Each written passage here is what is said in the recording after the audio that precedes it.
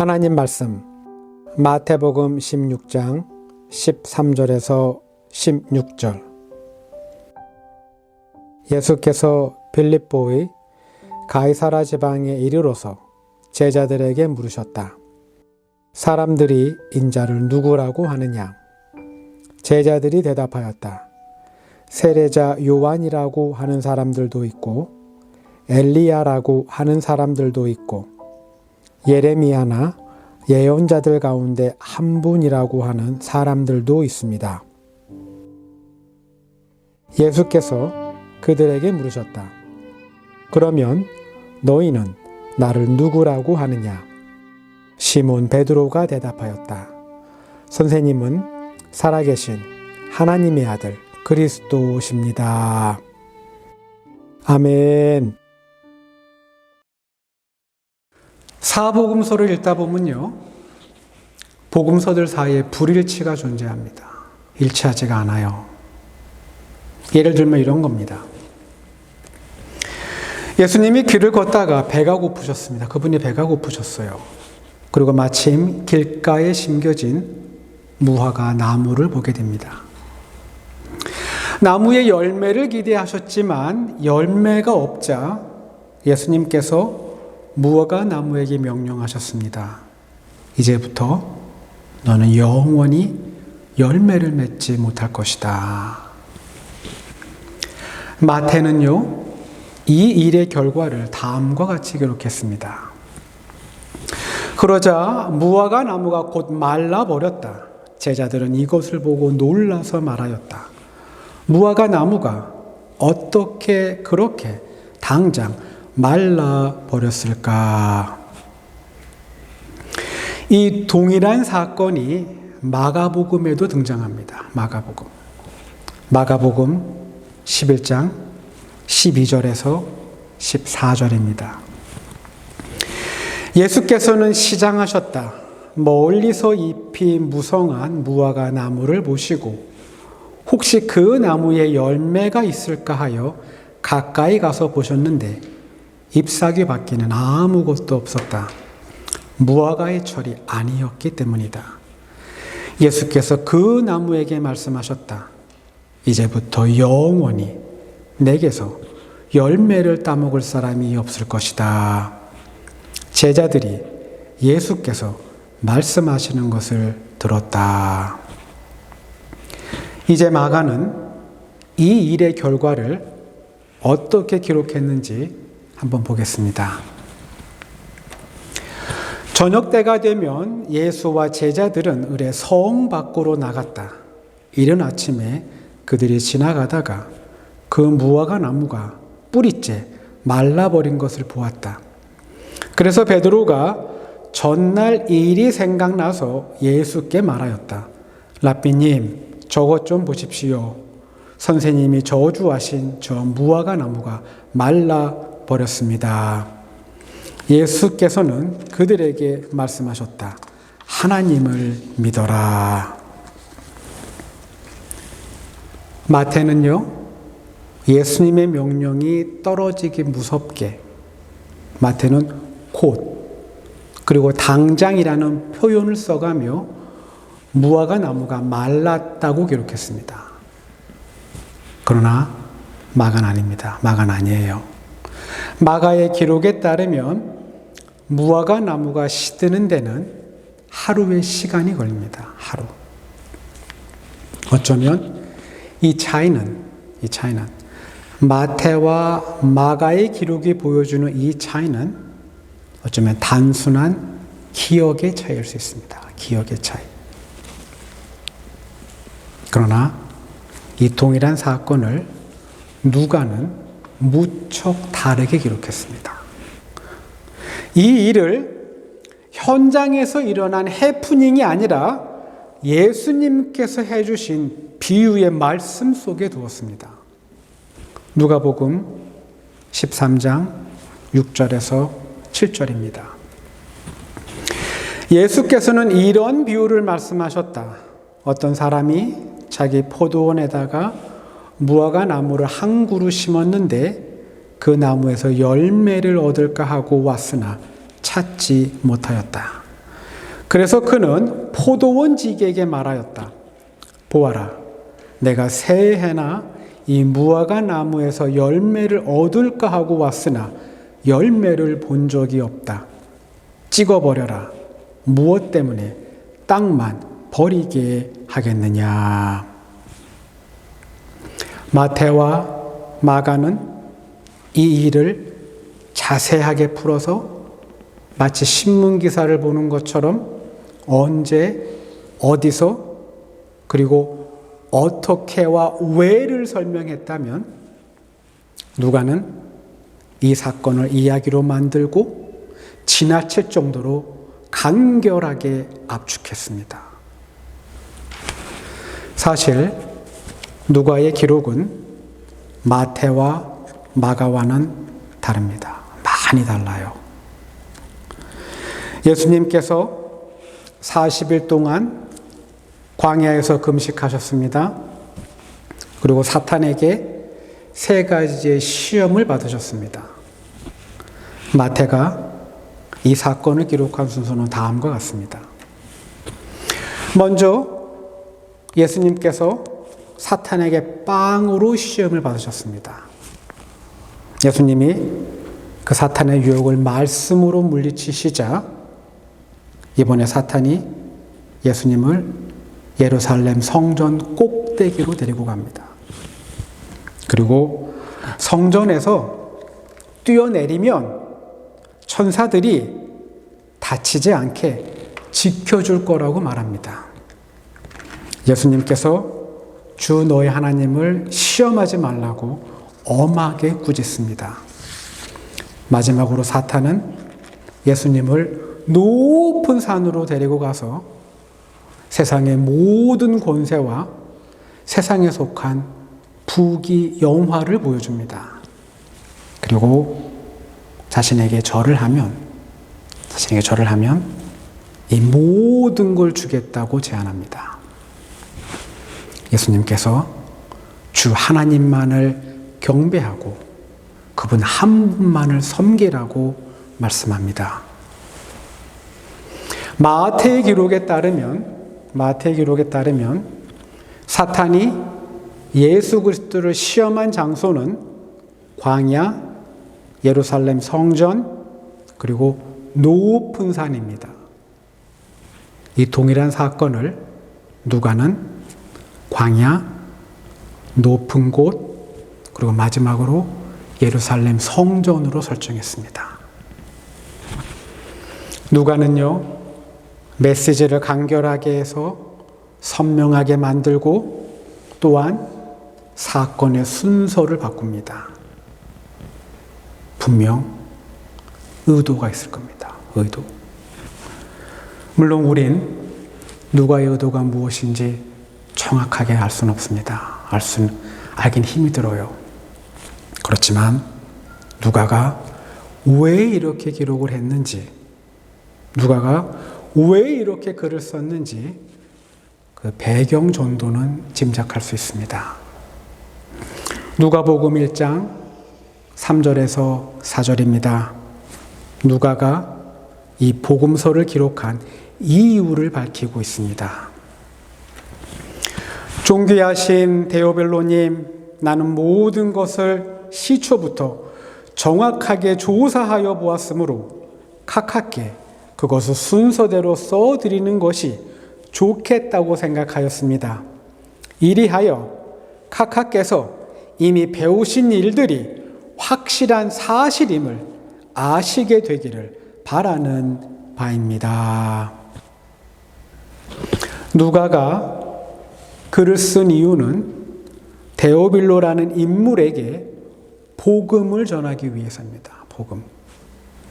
누가는 그를 카카라고 불렀습니다. 카카. 분명 데오빌로는 유대인이 아닙니다. 유대인이 아니에요. 카카라는 호칭은 지배계급, 특별히 정치 권력자에게 붙이는 용어이기 때문입니다. 성서학자들이 추정하는 데오빌로는 신분이 꽤 높은 로마의 고위 관리입니다. 고위 관리. 그에게는요, 유다 문화에 대한 백그라운드가 없습니다. 그래서 누가는 데오빌로가 쉽게 이해할 수 있도록 자신의 글에서 최대한 유대인의 냄새를 지웠는지 모릅니다. 그리고 그가 전하고자 하는 메시지에 집중합니다. 누가는 사건이 일어난 순서보다, 그리고 사건이 일어난 장소보다 그 사건의 핵심이 말하고 싶은 것, 바로 나사렛 예수는 하나님의 아들임을 강조하고 싶었던 겁니다. 물론 복음서 사이에는요, 불일치만 존재하는 건 아닙니다. 각 복음서가 정확하게 한 목소리를 내는 곳도 있습니다. 그중 한 곳이 예수님이 제자들에게 자신에 대해 묻는 장면입니다. 마태복음 16장, 마가복음 8장, 그리고 누가복음 9장에 이 장면이 기록되어 있습니다. 이 세 개의 복음서에 기록된 그 내용은 거의 완벽에 가까울 정도로 일치합니다. 예수님이 제자들에게 묻습니다. 사람들이 나를 누구라고 아느냐? 제자들이 대답합니다. 세례 요한이라고 하는 사람도 있고 엘리야라고 하는 사람도 있고 누군 예레미야 혹은 구약에 등장했던 예언자 가운데 한 명쯤으로 생각합니다. 이제 예수님이요, 제자들의 생각을 묻습니다. 그럼 너희들은 나를 누구라고 생각하느냐? 제자들이 대답할 차례입니다. 제자 중에 베드로가 대답합니다. 주는 그리스도시요 살아계신 하나님의 아들입니다. 이 기록에서도 마태와 마가와 비교해서 누가의 설명이 아주 조금 다릅니다. 조금 달라요. 거의 똑같지만 글의 시작이 다릅니다. 마태와 마가는요, 먼저 이스라엘의 특정 지역을 언급한 후에 이 사건을 자세하게 기록합니다. 근데요, 누가는 아닙니다. 누가는 아니에요. 누가는 지역 이름을 생략한 채 예수 그리스도가 기도하는 장면으로 이야기를 시작합니다. 이 기사의 시작을 한번 비교해 보겠습니다. 마태복음 16장 13절입니다. 예수께서 빌립보의 가이사라 지방에 이르러서 제자들에게 물으셨다. 사람들이 인자를 누구라고 하느냐? 마가복음 8장 27절입니다. 예수께서 제자들과 함께 빌립보의 가이사라에 있는 여러 마을로 길을 나서셨는데 도중에 제자들에게 물으셨다. 사람들이 나를 누구라고 하느냐? 누가복음 9장 18절입니다. 예수께서 혼자 기도하고 계실 때에 제자들이 그와 함께 있었다. 예수께서 제자들에게 물으셨다. 사람들이 나를 누구라고 하느냐? 누가복음의 수신자였던 데오빌로는요, 이스라엘의 특정 지역 이름이 낯설고 그에게는 그렇게 중요하지 않았을 겁니다. 그러나 마태와 마가는 예수님께서 이 질문을 어디에서 하셨는지 정확하게 기록했습니다. 여러분, 저는 지명을 밝히고 어디였는지 지명을 밝히고 가이사라 빌립보라는 지역 이름을 정확히 밝히고 이 일을 기록한 마태와 마가의 글이 더 가치 있고 더 중요합니다. 이게 훨씬 더 중요해요. 지명에 대한 언급 없이 이 일을 기록한 누가보다 마태와 마가의 글이 훨씬 더 소중하다고 생각합니다. 그 이유는 마태와 마가의 기록대로 예수님의 이 질문을 듣고 다른 제자들이 대답을 못할 때, 어쩌면 그들이 망설이고 있을 때, 가이사라 빌립보 땅에서 베드로가 주는 그리스도시요 살아계신 하나님의 아들입니다 라고 말한 건 정말 위대하고 대단한 고백이기 때문입니다. 가이사라 빌립보, 두 사람의 이름이 합쳐진 지명입니다. 먼저 이 지역의 통치자였던 헤롯 필립의 빌립, 그리고 로마 황제 아우구스투스의 공식 호칭인 가이사, 가이사의 영어식 발음이 바로 시저입니다. 시저. 두 정치인의 이름이 합쳐져서 가이사라 빌립보라는 지역 이름이 만들어졌습니다. 당연히 이름만 거창했던 곳이 아닙니다. 어쩌면 가이사라 빌립보는 이스라엘 영토 안에 있지만 가장 이스라엘 땅답지 않은 곳, 가장 이스라엘 같지 않은 곳, 그런 땅이었을 겁니다. 이 지역의 통치자인 헤롯 필립이 로마 황제의 신임을 얻기 위해 가이사라 빌립보를 로마형 도시로 재건합니다. 로마형 도시. 이미 주전 3세기 그리스 헬라 시대에 이곳에 제우스 신전이 세워졌습니다. 제우스의 신전. 헤롯 필립은요, 이곳에다가 로마 황제를 신으로 숭배하는 흰 대리석으로 만든 거대한 신전을 세웁니다.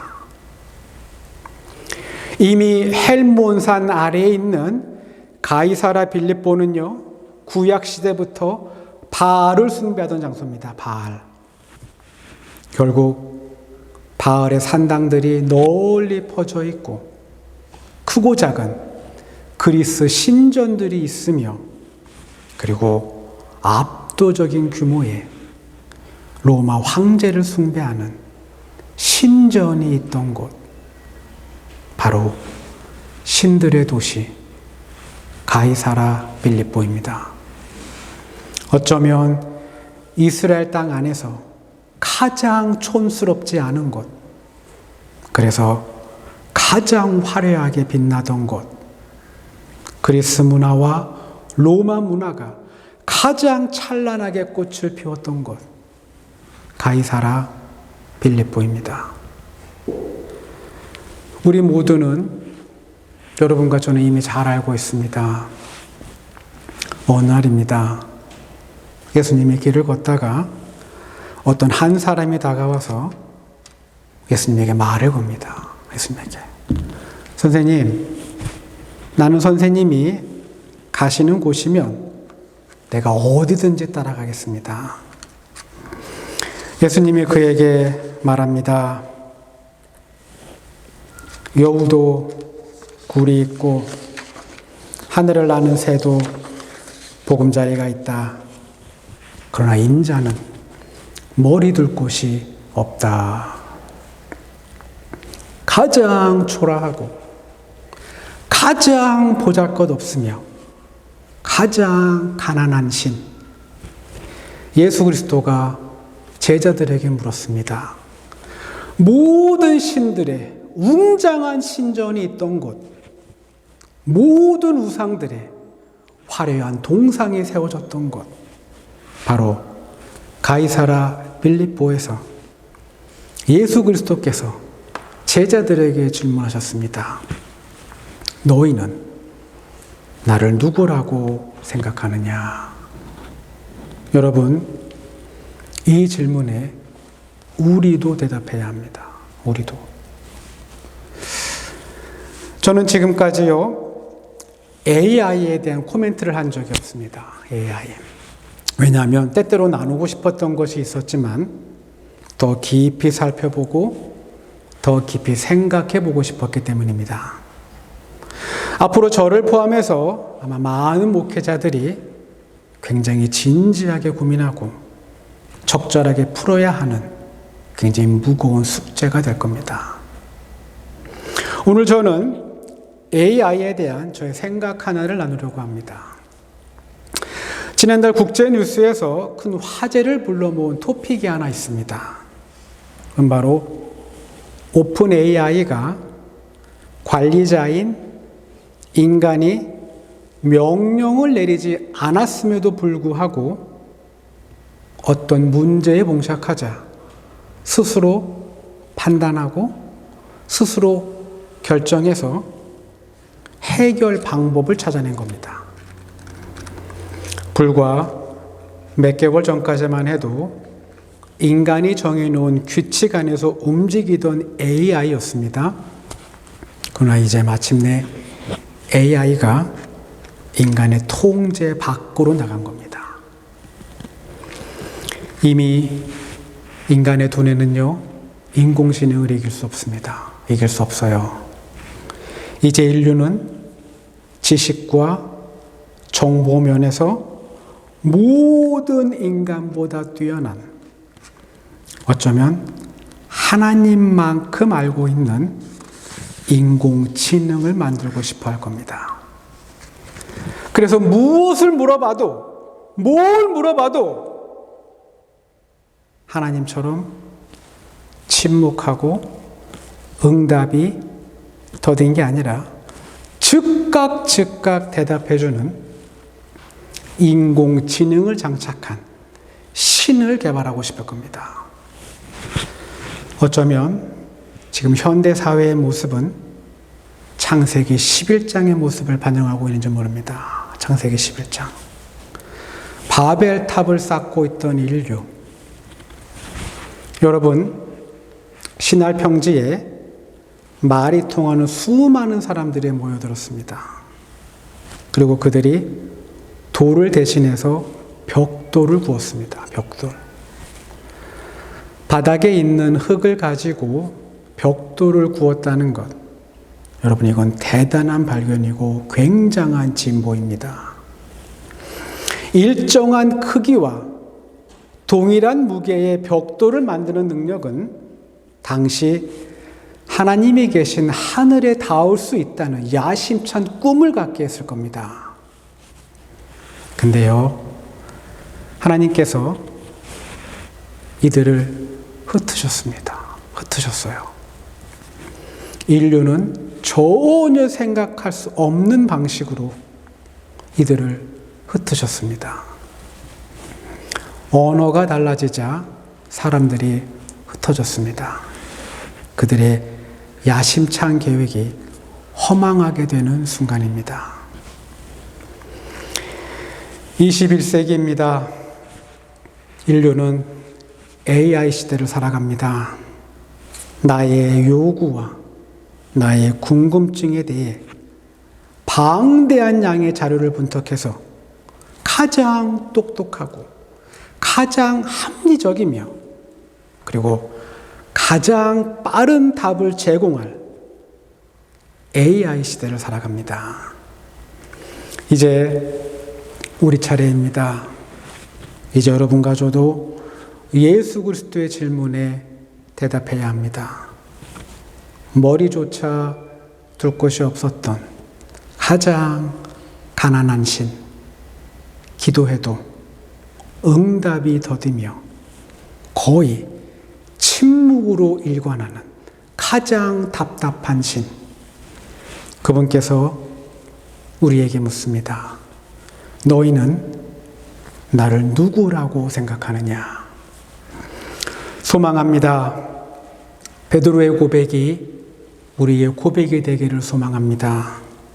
시대와 환경이 어떻게 변하든 주는 그리스도시요 하나님의 살아계신 아들입니다라는 이 고백이 언제나 우리의 고백이 되기를 소망합니다. 기도합니다. 주님만이 왕이십니다. 주님만이 왕이십니다. 주님만